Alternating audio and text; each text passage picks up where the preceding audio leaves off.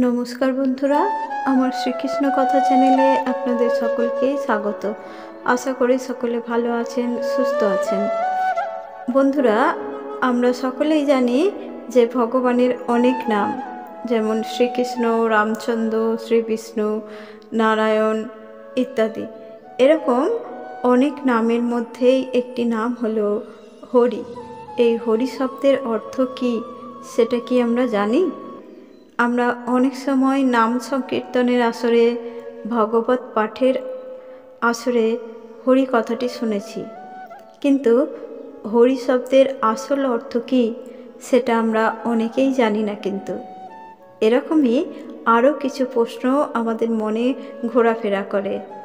আমরা সেগুলোর উত্তর জানতে চাই, কিন্তু লজ্জা বা সংকোচের কারণে এর উত্তর আমরা কাউকে জিজ্ঞাসা করি না।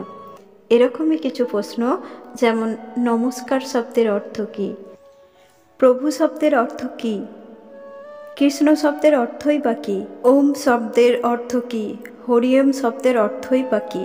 এইসব প্রশ্নের উত্তর আজ আমরা জানব। আসুন তাহলে শুরু করা যাক। জয় শ্রীকৃষ্ণ, রাধে রাধে।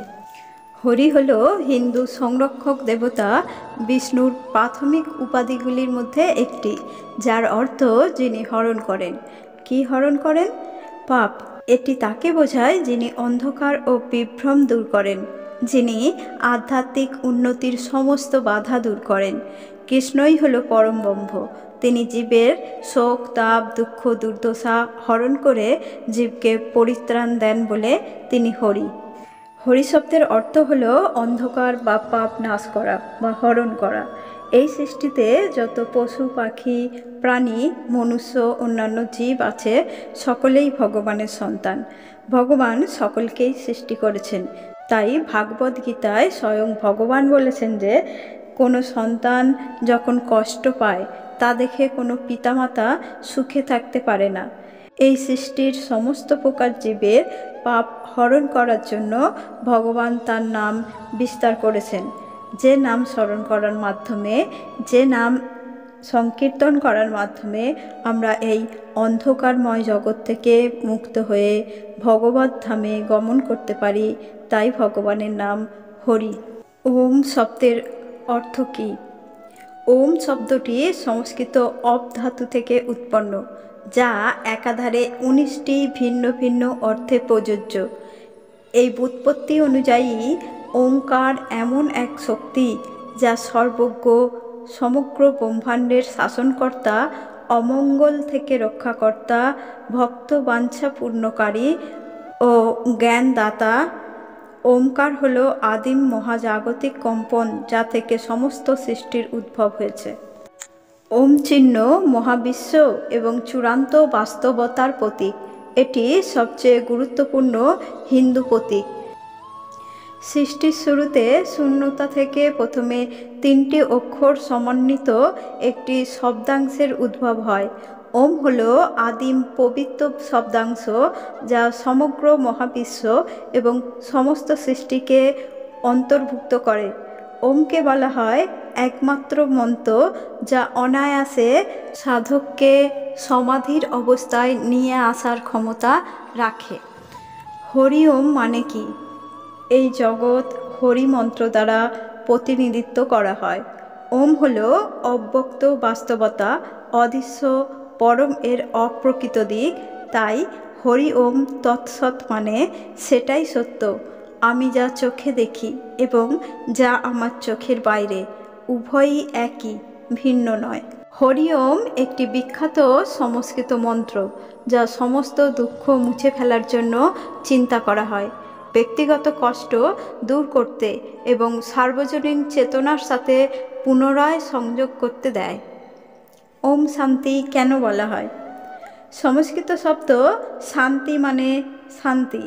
নমস্তের মতো ওম শান্তি একটি অভিবাদন, বিদায়ী অভিবাদন হিসাবে ব্যবহৃত হয়। শান্তি শব্দটি 3 বার জপ করার অর্থ হল 3টি ক্ষেত্রে শান্তি ও তৃপ্তি। মন্ত্র আপনাকে এই পথে অগ্রসর হতে সাহায্য করে। এর অর্থ আভ্যন্তরীণ শান্তি, জগতে এবং আত্মায় শান্তি। এই মন্ত্রটি জপ করতে মেরুদণ্ড সোজা করে বসুন, চোখ বন্ধ করুন এবং আপনার হাতের তালু আপনার কোলে মুখ করে রাখুন। ভিতরে এবং বাইরে কয়েকটি গভীর শ্বাস নিন। তারপর ধীরে ধীরে নিচু স্বরে বলুন, ওম শান্তি শান্তি শান্তি। নমস্কার কথাটির সঙ্গে আমরা সকলেই কম বেশি পরিচিত। নম শব্দটির অর্থ হলো প্রণাম নিবেদন করা বা নত হওয়া, আর কার কথাটির অর্থ হলো কার্য বা করা। কৃ ধাতু কর্মকারক, অর্থাৎ নমস্কার কথাটির আভিধানিক অর্থ হলো প্রণাম করা বা সম্মান প্রদর্শন করা। এছাড়াও বিভিন্ন অঞ্চলের মানুষ নমস্কার কথাটি বিভিন্নভাবে বলেন, কিন্তু শাস্ত্র অনুযায়ী এর বিভিন্ন ব্যাখ্যা রয়েছে। নমস্কার অর্থাৎ আমি আপনার কাছে নত স্বীকার করছি, আমি আপনাকে সম্মান করছি। আসলে মুখে অনেকেই আপনাকে বলবে নমস্কার, কিন্তু সে কি আপনাকে সত্যিই নমস্কার করে? না, করে না। কিন্তু মন থেকে আমরা যাকে শ্রদ্ধা করি, সম্মান করি, ভালোবাসি, তাকে নমস্কার জানানো শ্রেয়। আশা করি আপনাদেরও এই একই মতামত হবে। এবার আসি প্রভু শব্দটি নিয়ে। এক ভক্ত আর এক ভক্তকে ডেকে বলে, হরে কৃষ্ণ, নমস্কার প্রভু, দণ্ডবত প্রণাম নেবেন। এই প্রভু বলার মানে কি? শাস্ত্রে বলা হয়েছে যত মন্দির আছে তা বৈকুণ্ঠ স্বরূপ। ভক্ত সমাজ হলো বৈকুণ্ঠ সমাজ। বৈকুণ্ঠে সবাই সবাইকে প্রভু বলে সম্বোধন করে, কেউ নিজেকে বড় মনে করে না। যখন কেউ নিজেকে অধম বলে মনে করবে, তখনই সে আর এক ভক্তকে প্রভু বলতে পারবে। কারণ আমরা জানি ভগবান সকলের মধ্যেই বিরাজ করেন, তাই আমরা যাকে প্রভু বলছি তার হৃদয়ের ভগবানকে ভালোবাসছি, সম্মান করছি, আর এই মনোভাব যেন আমাদের সকলের মধ্যেই থাকে। ফলে আমাদের মধ্যে কোনো কলহ হবে না, বিবাদ হবে না, আমাদের মনে হিংসা অহংকার বাসা বাঁধতে পারবে না, যা ভগবান একদমই পছন্দ করেন না। কৃষ্ণ শব্দের অর্থ কী? সংস্কৃত কৃষ্ণ শব্দটির শাব্দিক অর্থ কালো, ঘন বা ঘন নীল। শ্রীকৃষ্ণের বিগ্রহগুলোতে তার গায়ের রং সাধারণত কালো এবং ছবিগুলোতে নীল দেখানো হয়ে থাকে। কৃষ্ণ নামের অর্থ সর্ব আকর্ষণীয়।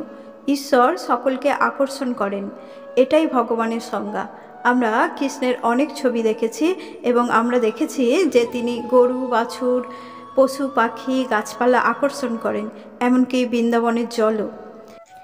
৩ সহস্রবার বিষ্ণু নাম নিলে যে ফল লাভ হয়, একবার মাত্র কৃষ্ণ নাম নিলে সেই ফল লাভ হয়।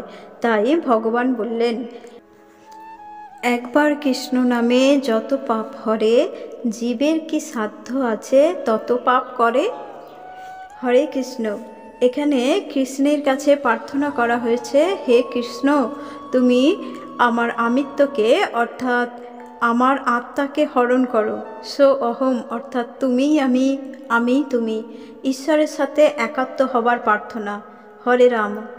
এই রাম কিন্তু শ্রী রামচন্দ্র নয়, ইনি হলেন শ্রীকৃষ্ণের অগ্রজ বলরাম। বলরামকে বলা হয় মনোহর, অর্থাৎ যিনি মনকে হরণ করেন।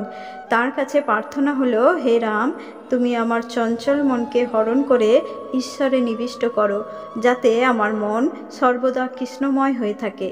কিছু পণ্ডিতের মতে এই হরে হচ্ছে শ্রী রাধিকা, রাধারানীর আর এক নাম হরা, সেখান থেকেই হরে এসেছে। তাদের মতে হরে কৃষ্ণ মানে রাধে কৃষ্ণ। বলা হয় সৃষ্টির আদিকালে ভগবান শ্রীকৃষ্ণ তার বাম বক্ষ থেকে মহাশক্তি শ্রী রাধারানীর সৃষ্টি করেন ভক্তরূপে, তার সেবা করার জন্য। তাই এই মহামন্ত্রে বারে বারে হরে কথাটি রয়েছে মহাশক্তি রূপে। হরে কৃষ্ণ কৃষ্ণ কৃষ্ণ হরে হরে, হরে রাম রাম রাম হরে হরে।